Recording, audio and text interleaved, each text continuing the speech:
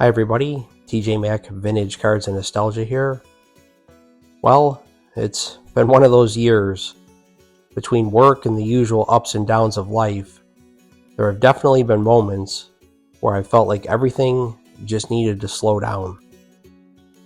I was joking with my wife the other day that I've had a few nights recently where I've fallen asleep sitting upright on the couch, remote still in hand, only to wake up confused. But like most things in life, the busy seasons come and go. Through it all though, I'm grateful to have a hobby that helps me hit pause, take a breath, and reconnect with something that brings me real joy. There's something grounding about holding a vintage card, flipping through an old magazine, and letting the nostalgia take over for a while. It's in those moments, surrounded by these little pieces of history, that life, it just feels a little more manageable.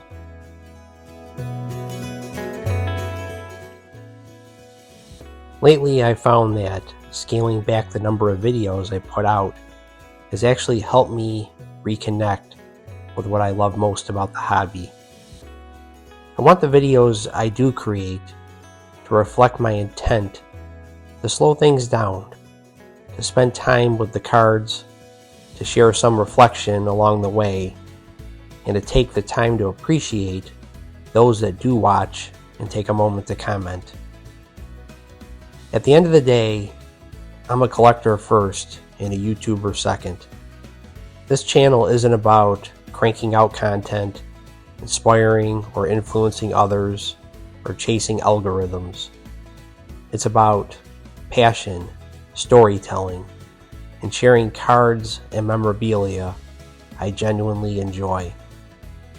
The collectors I have connected with most are those that share those similar collecting values. Thank you to those who have been along for the ride, who get it, who appreciate the slower pace. I'm really glad you're here. Now in today's video, I want to share some new additions that not only add meaning, but context to the bigger picture of my collection. Let's start with this 1957 Topps Bobby Shantz card. For the longest time, I've been telling my friend Gannon, known in the hobby as JGA 59, that I wanted to add a Shantz to my collection. And finally, here it is. Now Bobby Shantz is still with us at 99 years old. God bless him. I first came across his name in a February 1953 issue of Sport magazine that came from my father-in-law's collection. On the cover is a large portrait of Shantz, surrounded by smaller action shots. He's shown with a bat, another picture of him ready to pitch, and then on the bottom, there he is fielding his position. It's a beautiful piece of vintage sports photography.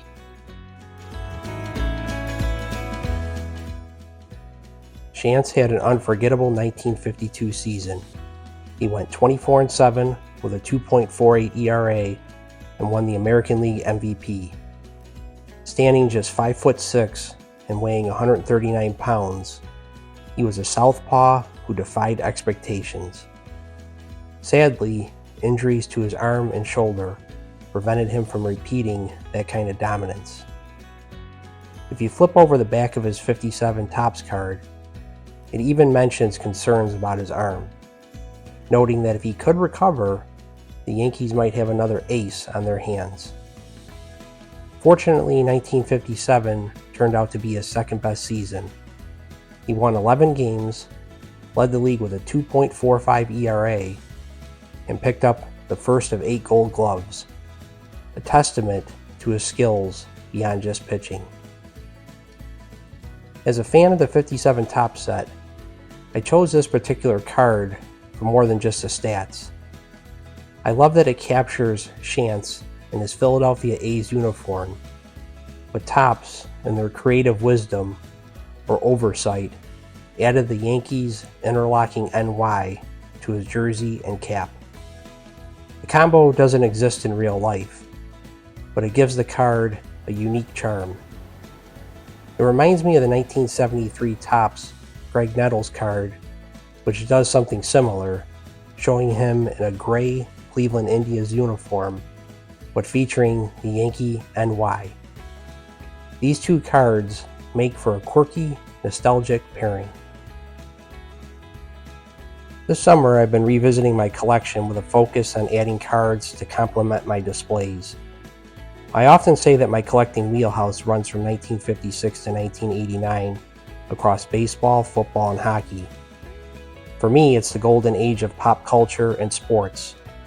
I've been slowly building out display cases that reflect those decades, and recently I added my 30th card from the 1971 Topps football set. It's this Duane Thomas rookie card. Now, why Duane Thomas? Well, yes, I am a Cowboys fan. That's part of it. But there's more to this story. If we could travel back to 1971, Duane Thomas would have been one of the most talked about players in the NFL. Drafted in the first round by Dallas in 1970, he drew early comparisons to Jim Brown because of his rare combination of power and speed. As a rookie, he ran for over 800 yards. In 1971, he finished at just under 800 yards, but led the NFL with 11 rushing touchdowns. Then came Super Bowl VI against the Miami Dolphins. Thomas rushed for 95 yards and a touchdown, and here's where things get interesting. According to some reports, the sports writers actually voted Duane Thomas as a Super Bowl MVP, but because he refused to speak to the media throughout the season, Sport Magazine, who sponsored the award, overrode the vote. Larry Klein, the editor at the time, allegedly worried about how Thomas might act at the award banquet. So instead, the MVP honor went to Roger Staubach, who had a solid game with 2 touchdown passes and 119 yards, but perhaps not an MVP performance. Duane Thomas also had a complicated relationship with Cowboys management and coach Tom Landry. He wanted a new contract, and when things didn't go his way, he was traded to the Chargers in 1972, where he refused to report and didn't play at all that season. Then he was traded to Washington in '73, but the friction continued, and his once promising career fizzled out. Still, this card represents an important figure from that era, an elite talent, a complex personality, and a what could have been story. I'm glad to finally add it to my display. And now, I'd like to take a moment to show you the finished setup.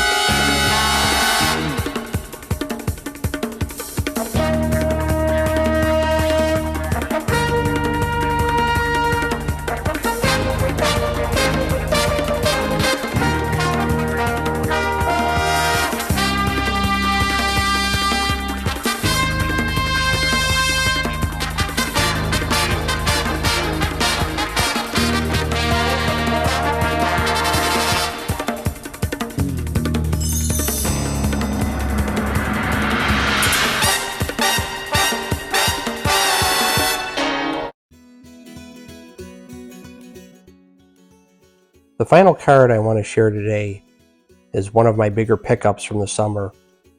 It's this 1966 Topps Bobby Hull.